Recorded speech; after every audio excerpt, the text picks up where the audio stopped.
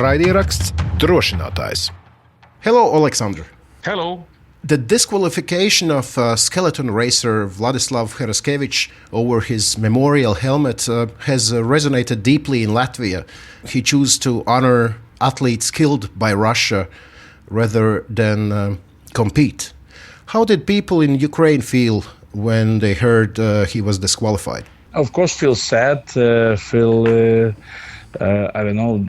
bad, because of course the only thing which Vlad wanted to do to, like a gesture of remembrance for the athletes which were killed by Russia, and they should compete even in this Olympics, some of them, as Vlad told about one athlete with whom he together was at the Youth Olympics. So, of course, it's very sad. Also, we feel outraged of this. So, it's a bad decision for us because, as IOC like to say about political issues, we don't think it's political issues. It's one of the part of our lives that we are fighting for our lives, for our existence, for independence of Ukraine.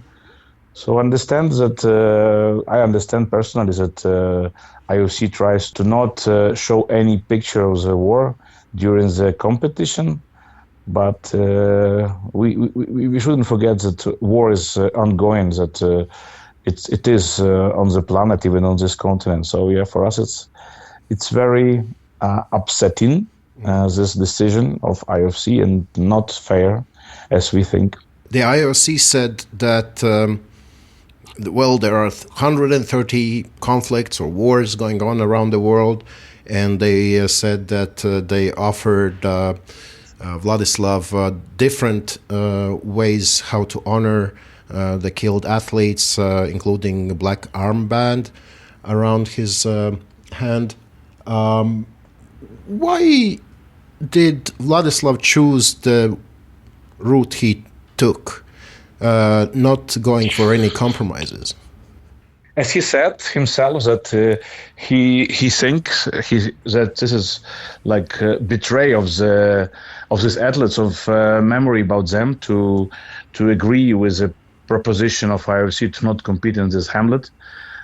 Because this is his sign. So yes, he should compete. For example, at least as Kirsty Coventry proposed him to come to the start, to the place, and to show the Hamlet, and after that compete just in the other helmets. I don't know, and maybe it was a solution for somebody, but Vlad,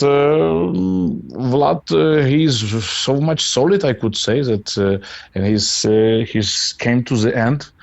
I think that maybe he supposed that finally IOC will allow him to do this, even despite IOC warning about possible disqualification. But as even now, Vlad says that he's no regrets about this. Because he's confident that right on his side, and he absolutely thinks that he was right. So this is his decision. He's guys who understands if he starts this action, he must go to the end. So I think this is explains why he didn't accept the proposition of IOC, and unfortunately for him, he was in good shape during the training runs. He had even best results, despite he never won medals on the World Championship. But it looks like he was in good shape, and he was able to take a medal, which should be historical for him. But he decided that, even in an interview for me, he said that in life there is more important things than medals. The IOC cited Rule 50, which bans political propaganda, yet other athletes have worn tributes to the family members, or, for example, our Latvian goalkeeper Elvis Merzlikins has a tribute to his dead friend, also Latvian goalkeeper. And we saw national symbols without, like Russian flag on Italian skier. and we haven't seen such harsh penalties. Why do you think the faces of murdered Ukrainian athletes are classified as political, while, for example, the other cases are just getting past the eyes of IOC? As I said, I think because IOC doesn't want to show any picture of the war, so yes, they like to say about different conflicts, but just remind them that there is a conflict on this continent where Olympics now ongoing. Yes, so this is on this continent in Europe where Russia, with help of Belarus, kill people in Ukraine every day bombing, everyday attack. So it's just ridiculous to not see it. Of course, we don't say and propose just to say it during the competition, but just to allow for the athletes to express themselves, like they say. But, it's like some double standards. They allow express themselves, like they say, but other hand, they say about something like safe for the athletes. What is unsafe if Vlad will show his... memorize his respect, his remembrance of the killed athletes? Nothing. So talking about other guys, I think maybe they were, I don't know, more smart, or how is better to say it. They, for example, did it already during the competition, because as we know, the Vlad wear this helmet during the training run, and it was visible on this way. But on the other hand, he shouldn't do like that, because it is check of the all equipment, so he must take this helmet to the training rounds. So yeah, it's like some approach, not like consistent, but inconsistent. For some athletes, they allowed, like for the Israeli athletes who were the keeper with the names of for the killed friends. Even the Italian freestyler had a Russian flag on the back of his helmet in the memory of the Sochi Olympiad. So yeah, it shouldn't say that this is like consistent approach. It's something like I should say just a second. I will say just a second. Like a selective approach, and the same we say about the decision of IOC, like selective justice, So this is how we see it. Heraskevych wasn't alone, actually. Oleg Hande was barred from wearing a helmet with Linus Kostenko's poetry, and Katerina Kotsar was told that her "Be Brave Like Ukrainian" slogan was too political.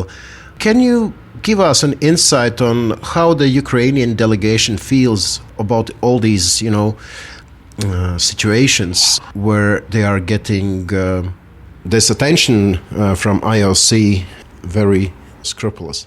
Of course, this is shocking. Yes, this is insulting, and gives some feeling of unfair. Yes, of course. And when we're talking about some psychological feelings for the athletes, it's of course is the worst, because I spoke with them. For them it was shocking, and some of them even don't want to compete. But of course it's very important to represent Ukraine, because after that we have a discussion in Ukrainian society, on television, experts, athletes, what should we do, just to show that we disagree with such a decision of IOC, and boycott the competition, or continue to compete. But more people, of course, think that it's better to compete, because if we will just refuse ourselves from the competition, so it will be no Ukrainian flag, no Ukrainian athletes, and it will be maybe better for Russian propaganda that we disappeared. So we must compete. But yeah, it was a psychologically shocking. It was offending for us, and another another thing which shows the essence of the international organizations, which trying to be neutral. They think talking about peace so much as, for example, IOC, but it's only declaration, because we absolutely sure that we must fight for the peace. And if we have an evil which is against of peace, we have to unite to stop this evil, or I even say to kill this evil, because the evil exists so long time, and he kills every day. And when international society allows to do it, so I should say that they are like accessory of the crime. Yes. So we need to unite. All this time we saying, we shouting about that, because yes, we are fighting. We stop the enemy. We stop unhuman Russian aggressor. But we understand that only by our efforts we shouldn't win in this fight for peace, in this battle for peace. So we need the support of the world. It's very important, because the world must understand that this is important for the world. Just how can they live if they just accept that somewhere people are killing by some nation which just do it, I don't know for what reason. So we must be united. As we saw in the Luge team event, the Latvian team after the race put up their helmets in solidarity with Ukrainians, and there have been other people who have publicly supported Ukrainian case, and Vlad's case in particular. How critical is this solidarity from other nations like Latvia and others to the Ukrainians? I didn't hear somebody criticize us, but we very appreciate, because it was first I heard during the interview with Vlad, even before. I got the information that the Latvian coach made protest about this decision, and it's for us is so much strong and so much powerful and helpful. So we are very appreciative and grateful to Latvia, to Latvian athletes and coaches in the country, which we know support us all the time very strongly.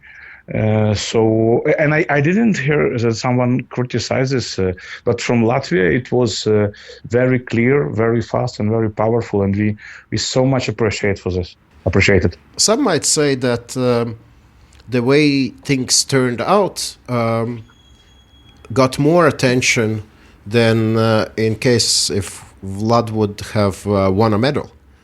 What do you say about that? It's hard to say.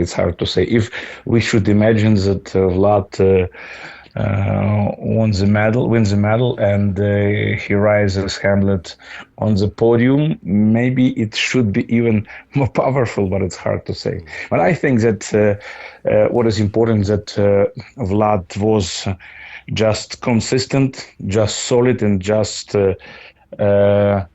he just insists on his right to have this possibility to wear the Hamlet, which he memorized his colleague athletes, his friends, which were killed. So, as I said, it's very important for him to be in this way, and he never turned out.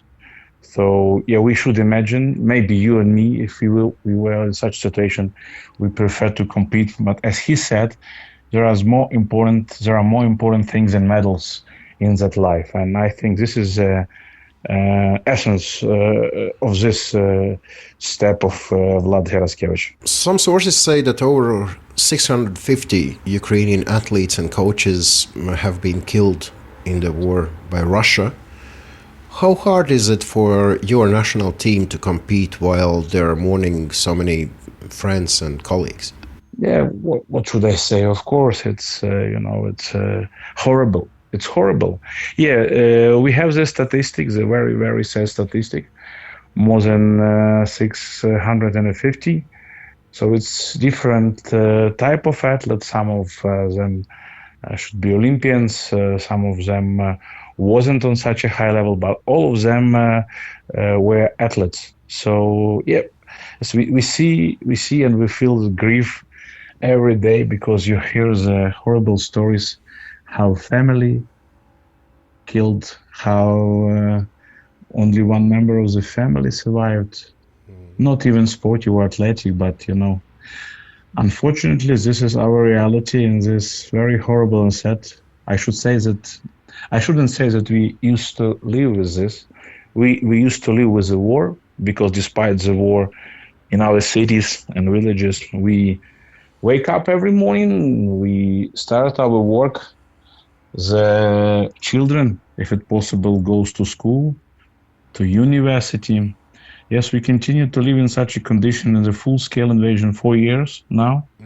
So yeah, it's very hard. We are exhausted, but we understand one thing, that we shouldn't stop, and we never give up, because if we stop, Ukraine will not exist. We know with whom we have a deal. We have fight. We fight with Russia, and Russia always trying to kill. You should never trust them, despite any agreement. So that's why I say that we have to stop evil, because I think that Russia so many times already showed how they deal with any agreement. They don't care. They always do not keep their word. So they're just cheaters, they're killers, and they must be imprisoned by the world, must be isolated in the hardest way. So all this talking about some possibility for children to compete from Russia, it's just sorry, but this is bullshit. Because just remember how many Ukrainian children were killed, and they shouldn't do nothing because they are dead. So just all must understand it. And it's very hurtful when you see the people lives in other world, like here in the Olympic, the athletes concentrated on the sport. It's okay, because the sport is a peaceful competition, but you see that on some other parts, maybe 2,000 kilometers from here, maybe 2,000 or 3,000 kilometers from here, people under constant attack. And if other world, even on this continent, okay with that, it's, I think, unfair, because it's not possible to close their eyes when such a crime against humanity happen. Right. So that's how we feel it. Yeah. I want to understand a little bit about the place of sports in Ukraine during the time of war. I mean, for those people who haven't lived in a situation of war, they probably don't really understand how the sport can go on while the country is bombed and people are killed. So could you just tell from Ukrainian perspective, what is the role of sports right now in your country? How many competitions are still going on, and do people come and watch sports? Could you just talk about that a little bit? As I told you before, we used to live in the war conditions.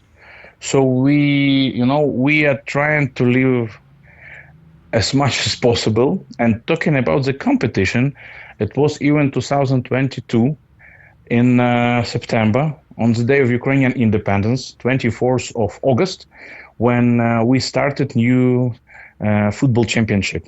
So it was in half of a year when full-scale invasion of Russia started. So first it was football, later it was some other sports, and now we have all championship in Ukraine. I mean, basketball, handball, all of them, track and field. So we continue to organize our competition, and it's going on. Yes, about the spectators, for example, in football, there are some limits, but it was very few from the start of the competition, but now I think something like 30 or 40% of the stadiums in football should be with the spectators.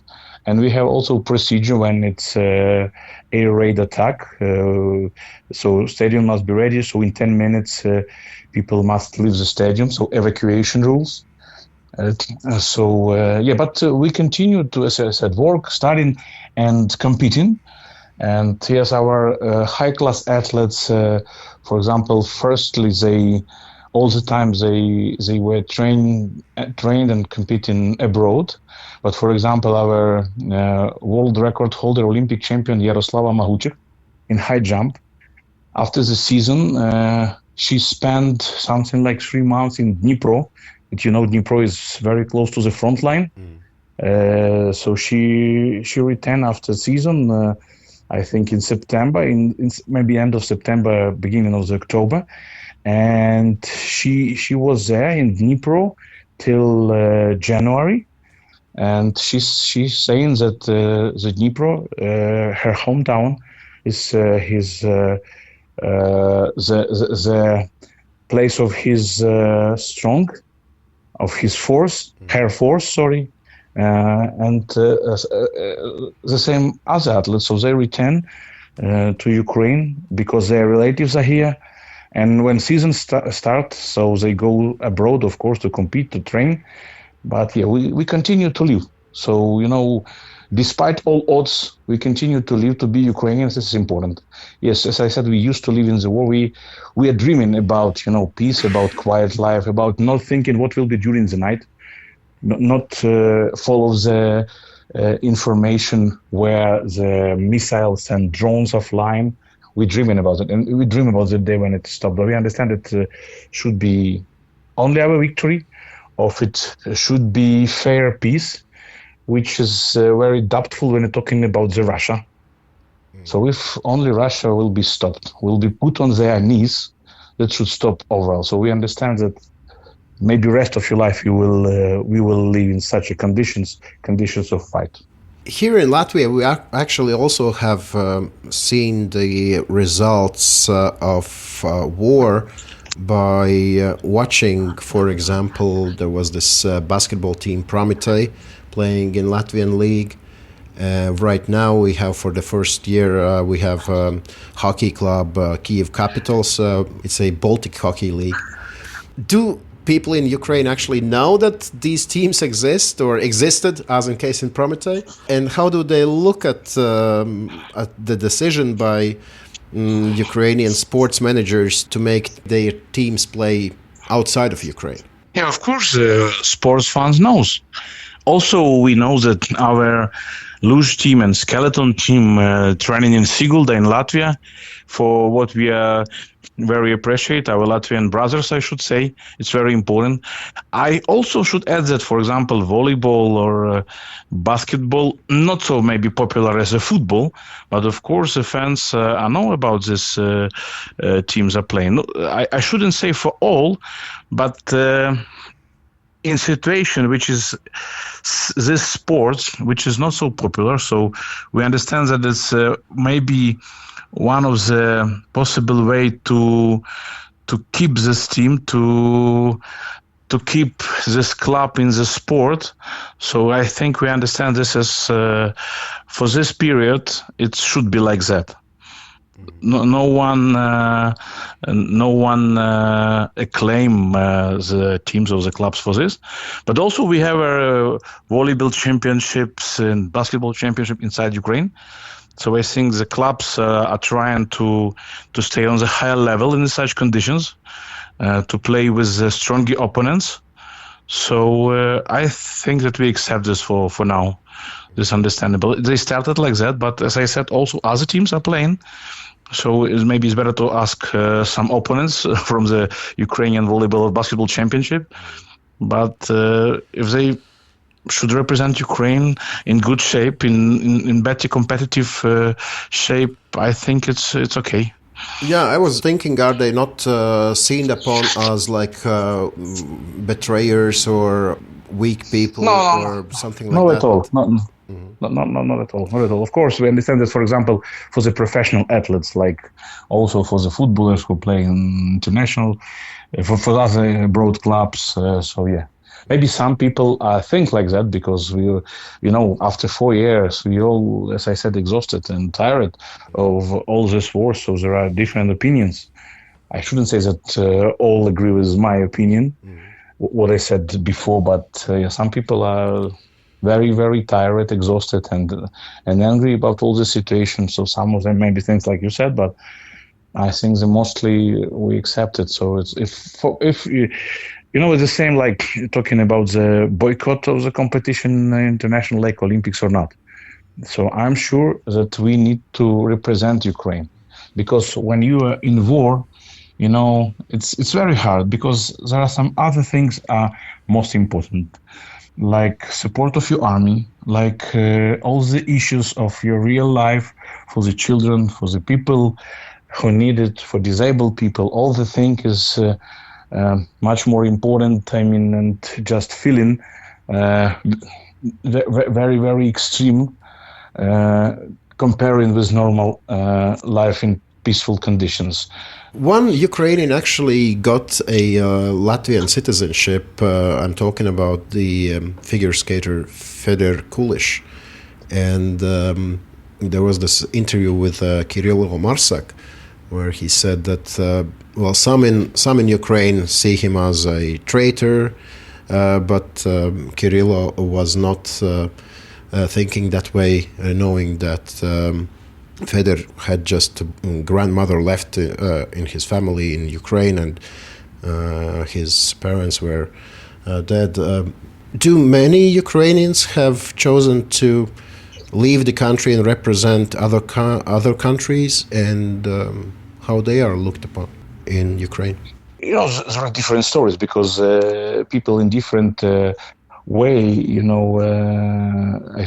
I should say surviving of war is a different way. So I shouldn't say that we support it if someone changed the citizenship, because, as I said, we okay with the idea that some sportsmen are training abroad because there is a better conditions. When we're talking about the professional sport, when we're talking about representing Ukraine abroad in the high level, it's okay.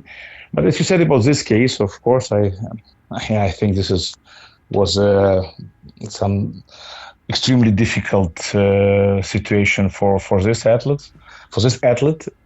So sometimes it's happened. I haven't any statistic about this, but yes, because of war, many people were forced to leave Ukraine. Yes, when it started, and many families, the women took their children and left because they were afraid. And in these 4 years, many of them stay abroad and found their lives there. And of course, the children growing up, and if they're not adults, so they will take a decision to choose citizenship of that country or remain Ukrainians. This is outcomes of the war. I think you also should compare what was in ex-Yugoslavia also, when people were forced to leave their country. So should be different situation. I'm not judging them.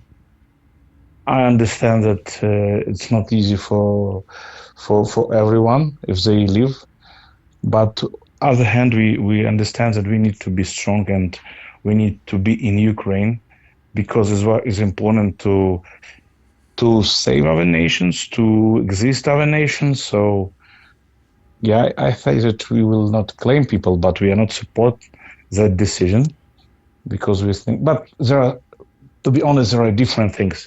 If, for example, your house, all you have were destroyed by Russia, and your relatives are killed by Russia, so I think you have a chance for another life, maybe in another country, because this is a real tragedy.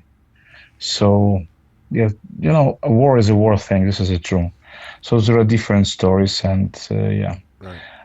we are not judging. I think we are not judging, because there are so many tragic situations during the war. How do Ukrainian athletes and people from the sports support your armed forces? They support all the time. They make some fundraising for what the CU needs. It's very important. Also, they making some recording some messages to the soldiers, because we know that we should, as I said, trying to live normal life only because of our soldiers, of our defenders. So to support them, to send them what they need, to make some fundraising for what they need. And this is what athletes do very often. And also, as I said, some supportive words, some during the interview, very often the athletes say that they are thankful for their possibility to participate for Ukraine here. They are thankful, they are grateful to the Ukrainian soldiers. Yes, as we say in Ukraine, you are in army or you are for army. So we have to support. Yes, I should say, just to be honest, that it's not so strong and powerful. I mean, support from the society. From some private helping to the army like it was in the first 2 years, because of people that I think, as I said, tired, exhausted, and maybe spent a lot of money they had, yes, for their life, I mean, and not with a good income because of the war economical situation. Sure. But anyway, there are a lot of support, because we know that we need it, and we never had to forget about this, that the only army keeps us as a Ukrainian nation. So athletes understand it, and they do all they can, I could say. Yeah, we can hear also Oleksandr Usyk and Elina Svitolina speak about the war at, I would say, every possibility. And they are also maybe not gaining too much popularity because of that in the world.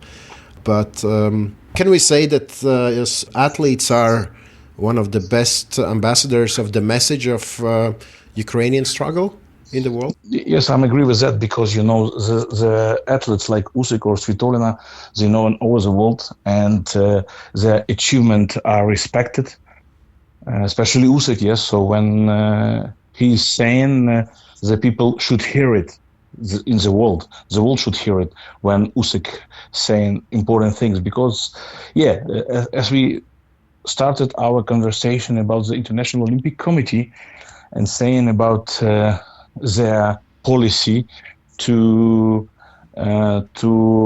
remove all the pictures about the war or the remains of the war in Ukraine. The same in the sport organizations. They would like to focus only on sport. But our athletes, they know what's happening every day, and they know that we should remind the world that, as I said in this interview, that the war is ongoing and the people continue to die because Russia kills them. So it's very important. They may be unpopular in some world sports, this decision, because in the world, some sport organization or all organization of sports likes to call it political issues, but it's not political issues. As I said, it's issues of our survival. So yeah, it's very powerful that Svitolina, Usyk, and other athletes say about this, because the fight and battle is continue, and we have any chance to stop, because if we will stop, we will disappear. And lastly, of course, we don't know when and how the war will end. We just hope Ukrainian wins and do whatever it takes to help. But I want you to imagine what role will sports play in rebuilding the country and bringing Ukraine back to normalcy when the war ends? You know, it's it's hard to say which even sports will play the role, but I think that we will need to rebuild our infrastructure, which is ruined and destroyed by Russia, because it's more than 800 facilities of sport were destroyed. So firstly, we need to rebuild all this infrastructure. And after that, of course, sports also always rises the spirit of the nation, especially if some success comes from international competition. And of course, when we will be, tranquil about our future, about our next day, So when we should think very quiet and easy about our future, not worrying about our kids, what will be expected next day. So I think it will give us a big push for development of the sports, of all the sports facilities, and to support different sporting discipline, because of course it's extremely hard now, and in many sports we are not so strong as we were before because of this war, because all this attack destroyed facilities, killed athletes. So I think it will be all together. It will rise the nations for sure. When you are confident in your next day, when you're not thinking, even just taking in mind that you should be killed this night, it gives you a lot of confidence and other feeling of life. Okay, that's all the questions I had for you. Maybe I haven't asked you something, or maybe there is something people in Latvia should know if we talk about Ukraine and sports. No, it's okay. I think you asked very, very good all the questions. So, okay, I'm happy with the interview. All is good. All right. Thank you so much then. My pleasure. Raidieraksts Drošinātājs.